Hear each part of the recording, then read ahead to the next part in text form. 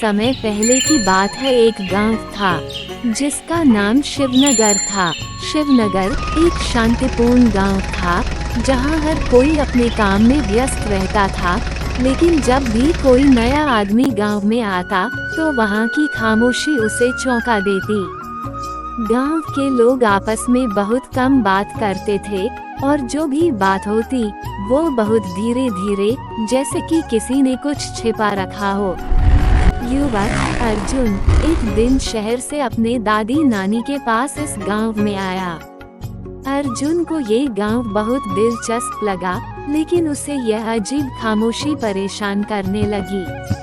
एक दिन उसने गांव के सबसे पुराने व्यक्ति महेश चाचा से पूछ लिया, चाचा, यहाँ ऐसा क्या है कि लोग आपस में बात नहीं करते? महेश चाचा ने उसे घूरते हुए जवाब दिया, यहाँ की खामोशी को तोड़ने की कोशिश मत करना बेटा। तुम नहीं जान पाओगे कि क्यों लोग चुप रहते हैं। लेकिन क्यों चाचा? यहाँ कुछ तो छुपा है ना? अर्जुन ने पूछा।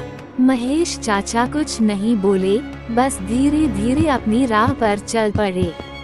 अर्जुन को लगा कि यहाँ कुछ तो गड़बड़ है और उसने तय किया कि वह इस रहस्य को सुलझा कर रहेगा। अर्जुन ने गांव के हर कोने में सवाल किए, लेकिन हर जगह उसे वही खामोशी मिली। किसी ने भी उसे कुछ स्पष्ट नहीं बताया। एक दिन अर्जुन गांव के पुराने कुएं के पास खड़ा था। उसे वहां एक पुरानी डायरी मिली जो किसी ने कुएं में फेंकी थी। डायरी के पन्ने छिथड़े हो चुके थे, लेकिन एक पन्ना साफ था। अर्जुन ने उस पन्ने को पढ़ा और वह हैरान रह गया। जिसने इस खामोशी को तोड़ा उसने अपनी जान गंवाई। यह एक वाक्य था जो उसने पढ़ा। अर्जुन का मन में खलबली मचने लग गया। यह क्या है? क्या यहाँ सचमुच कुछ खतरनाक है? मुझे जल्द ही इसका पता लगाना पड़ेगा। अर्जुन ने सोचते हुए बोला। तभी उसे महसूस हुआ कि उसे जल्द ही इसका जवाब ढूंढना चाहिए। अर्जुन ने ठान लिया कि वह इस रहस्य का पता लगाएगा।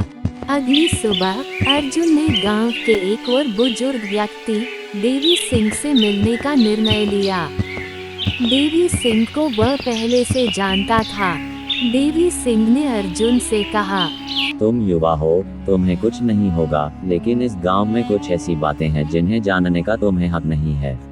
अर्जुन देवी सिंह की बातों को नकारते हुए बोला, क्या आप मुझसे सच छुपा रहे हैं? देवी सिंह ने कुछ नहीं कहा, लेकिन उसकी आंखों में गहरी चिंता दिखी। अर्जुन ने उससे जोर देकर पूछा, आप मुझे सच बताएं। देवी सिंह ने आहिस्ता से कहा, तुमने जिस डायरी को पढ़ा है वह तुम्हारे लिए खतरे का संकेत है। लेकिन तुम अब जो भी करोगे, तुम एक ऐसे खेल का हिस्सा बनोगे जिसमें तुम केवल अपनी जान गंवा सकते हो। अर्जुन ने देवी सिंह की बातों को नजरअंदाज किया और गांव के एक पुरानी हवेली की ओर बढ़ा। हवेली को लोग छोड़ चुके थे और कहा जाता था कि वहां कोई नहीं जाता। अर्जुन को लगा कि यहाँ कुछ तो है जो उसे जानना चाहिए। वो हवेली में घुस गया और अंदर की गहरी अंधेरे कोनों में जाने लगा। हवेली के भीतर एक कमरे में उसे एक पुरानी लकड़ी की मेज मिली और उस मेज पर एक और डायरी पड़ी थी। अर्जुन ने डायरी खोली और पढ़ने लगा। वह घबराया हुआ था क्योंकि वहाँ लिखा था, जो भी इस रहस्य को खोलेगा उसे यह खामोशी कभी न मिलेगी। वो किसी बुरी शक्ति के नियंत्रण में आ जाएगा। अर्जुन ने ये पढ़ा और महसूस किया कि अब उसके लिए लौटना मुश्किल हो चुका था। उसकी आंखों के सामने एक अंधेरे दृश्य बन गया। अचानक कमरे के अंदर एक तेज हवा चली और कमरे का दरवाजा बंद हो गया। अर्जुन ने चिल्लाया, लेकिन कोई सुनने वाला नहीं था। फिर कमरे की दीवारों से अजीब सी आवाजें आने लगी। अर्जुन को अब महसूस होने लगा कि वो किसी जाल में फंस चुका था। उसे समझ में आ गया कि वह जिस खामोशी के पीछे भाग रहा था वह एक पुरानी चेतावनी थी। उसे यह समझने में देर नहीं लगी कि यह सब उस अजीब शक्ति का खेल था जो गांव के लोगों को चुप रहने के लिए मजबूर कर रही थी।